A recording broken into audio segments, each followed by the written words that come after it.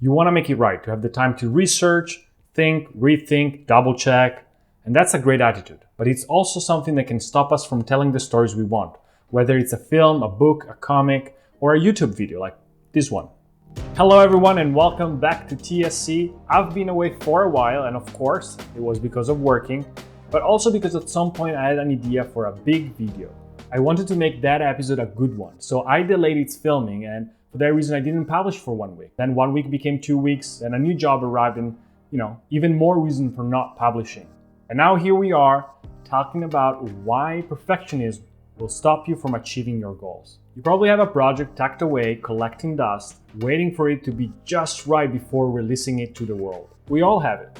And if you are on this channel for storyboarding, you probably have that portfolio piece that it's just not quite ready to ask for feedback, or maybe an idea that you think is just not good enough to even start drawing it.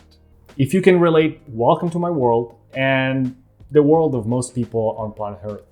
Don't get me wrong, high standards are key to be successful, but they become a problem when they stop you from finishing or even starting your own project. But why are we living this struggle? Why can't we just let go of what's good enough and accept it as it is rather than hold on to it forever, waiting for a perfection that will never come? There is a great video by the School of Life that I will link down below where they talk about the perfectionism trap. In it, they talk about how our perspective is distorted by the fact that we know our struggle so well by experiencing it every day, while the world around us exposes us to a narrative of apparently pain-free achievement. And I find this quote from that video particularly appropriate for artists. We cannot forgive ourselves the horrors of our early drafts, largely because we have not seen the early drafts of those we admire. I can bring an example from my own experience. I started drawing when I was 20 years old. And when I went to my first drawing class, I was surrounded by people of all skills level. My deskmate Alessandra and I started at about the same level. In the class, there was a person who was already working as a concept artist and, another person coming from fine arts. And looking at their work, I was growing more and more frustrated with the mediocrity of what I was making. It was below mediocre, to be honest. Yeah. But the real issue was that I was comparing them to me without considering the fact that some of them started drawing like a decade before me in high school, and other of them were 10 years older than me. So how could I compare myself to someone who had so much more experience than me? As I grew more and more frustrated, I started taking longer breaks, telling myself that the muse was not there, I wasn't inspired, and so not drawing as much as was supposed to.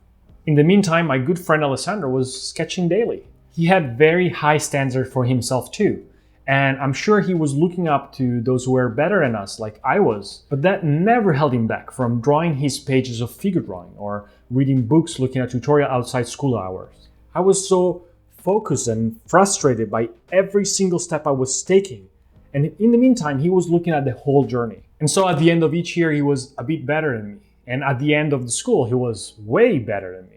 My high standards stopped me from improving because I couldn't accept that my drawing looked so bad, while my friend kept producing work, even when it wasn't as good as he hoped. But by doing that, he kept getting feedback and learning and improving and adding mileage to his mind and his hand.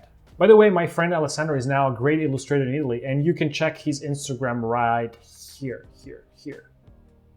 But wait, aren't perfectionists supposed to make better work? Well, there is actually a Harvard Business Review study that took into account 95 studies from the 80s to 2018.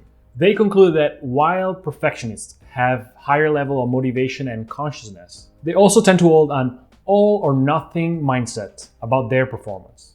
In short, perfectionists can create amazing work, but most of them create very little of it because they are experiencing high level of anxiety, stress, depression, created by a self-imposed pressure. The other aspect that we often don't consider, especially when we work on personal projects, is that those adjustments that we strive for in order to achieve what we think is perfection are sometimes invisible and worthless to the rest of the world.